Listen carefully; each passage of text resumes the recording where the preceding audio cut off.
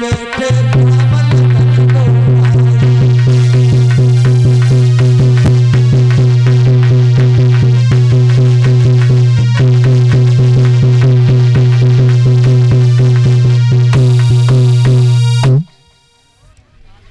जैसे उधर से सीता जी आ रहे हैं, इधर से राम लक्ष्मण दोनों भाई बगिया में जा रहे हैं।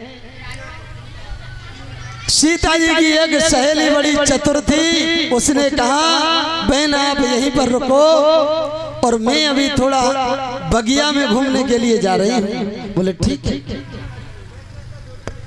तो एक सखी बगिया की शोभा देखने आई तो उन्होंने दोनों राम लक्ष्मण को देखा। मन में सोचा ये दोनों राजकुमार बड़े ही सुंदर हैं, इतने कोमल कोमल हाथ, कैसे वर्णन किया जाए।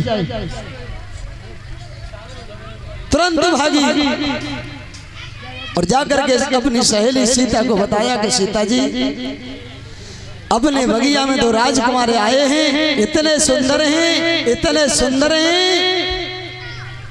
परीक्षित जी कैसे बताएं।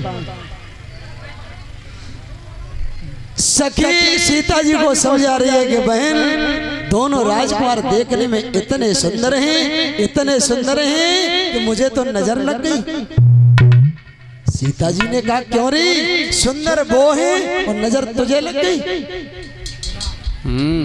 ऐसा तो ही है। बहन बड़े ही सुंदर राजकुमार हैं, लेकिन शायद ऐसा कभी नहीं होगा। ये दोनों छोटे छोटे राजकुमार हैं, ये धनुष को नहीं तोड़ पाएंगे और जब धनुष को नहीं तोड़ पाएंगे तो इनका विवाह आपके साथ में नहीं हो पाएगा। जैसे ही सीता जी भी उसी बगिया में आई हैं देखने के लिए कि चलो बहन मैं भी देख करके आती हूँ कि वो राजकुमार हैं कैसे। जैसे ही राम ने सीता को देखा और सीता ने राम को देखा, एक दूसरे को देखते ही रह गए, इतने सुंदर थे। बताया देखी राम छवि सिया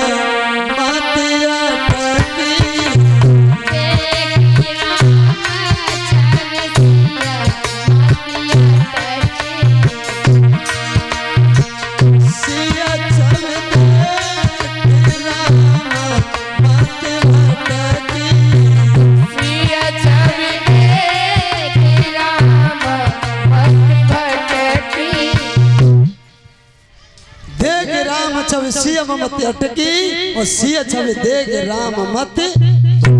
भैया जे मीडिया वालों ने पीछे को है जाओ, ये तो बड़ा कैमरा चल रहा है, खूब अपने पेन में देख लियो, तुरंत लाइव देख लो। अंत में मैया सीता ही दर्शन करने के बाद वापस गौरी मैया का पूजन किया है और वापस महलों में गई हैं। गुरु विश्वामित्र के साथ राम लक्ष्मण दोनों भाई सीता स्वयंवर में प्रवेश किया है। राजा जनक ने गुरु विश्वामित्र राम लक्ष्मण को उच्च स्थान दिया है, आसन पर बैठे। उसी समय सीता जी ने उस रंगभूमि में प्रवेश किया। रंगभूमि जब सिय पगधारी, मोह देख सकल नर नारी। अंत में वृक्ष जी कथा को कहां तक बढ़ावे। सीता स्वयंवर की तैयारियां हुई।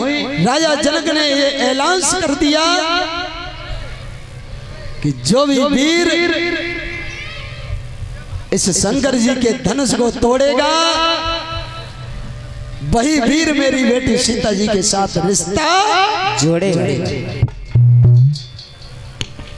अंत में एक एक करके राजा की बात आई।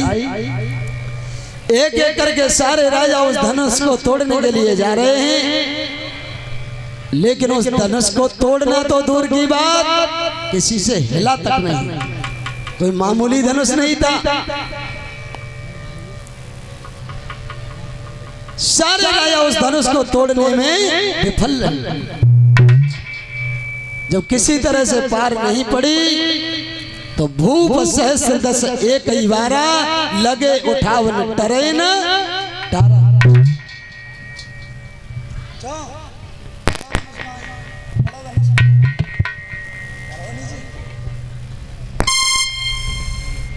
अंत में धनुष किसी से नहीं टूटा। राजा जनक के मन में बड़ा दुख हुआ। राजा जनक सभा में खड़े हो गए और कहने लगे कि सभा के लोगों, आज मुझे ऐसा मालूम पड़ता है कि इस सभा में कोई भी वीर नहीं है। मुझे ऐसा लगता है कि सारी पृथ्वी वीर विहीन हो चुकी है, क्योंकि अगर कोई वीर होता तो इस धनुष को तोड़ देता।